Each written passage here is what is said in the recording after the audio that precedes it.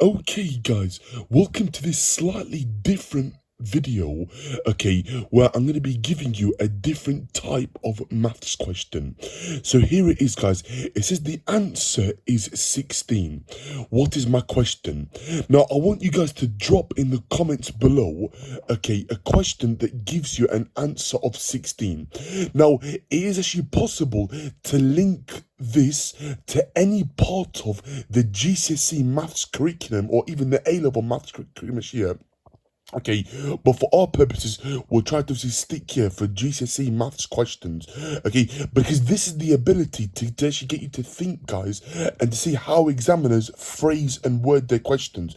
So what I mean by this, well, the answer is 16, guys, here. So that means the question can also link to fractional indices, negative indices, Pythagoras, trig, okay, solving simultaneous equations, solving a quadratic equation, solving a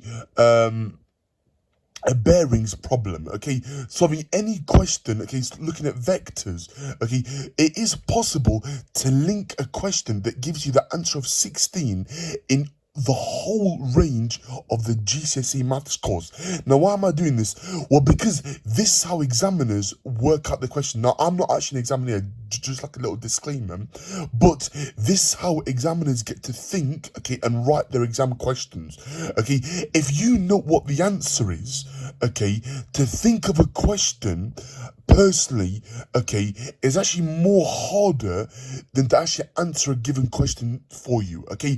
But if you're able to crack this ability, then there's no reason why you can't actually score 100% this year in your exams, okay. Now, a little disclaimer, guys, yeah, it doesn't mean that you will actually 100% obviously get 100% in the maths exam, but it gets you to obviously open your eyes and make you think, well, okay, if this is the answer, what is my question? So a few examples, guys, here. So, for example, what is the square root of 256?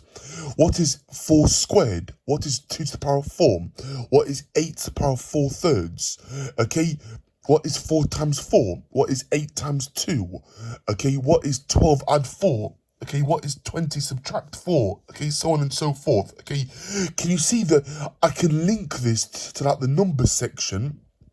Okay, but I can also say, well, okay, what is, if x minus 16 equals 0, what's the value of x? Okay, so on and so forth. Okay, so in the comments below, guys, put down as many questions that you can think of, okay, looking ideally for GCSE level maths, but the same can apply for A level maths, A level further maths, mechanics, stats, decision, even university exams, university maths, whatever. So like for all levels of maths, okay. So drop your questions below in the comment section, so that that is the talk of today's video, okay. And let me know of what questions you can think actually, guys, here, okay. So try to obviously think outside the box, guys, okay. This topic can link to ratio, can link to vectors, can link to statistics, okay. The mode of a certain piece of data could be 16, okay.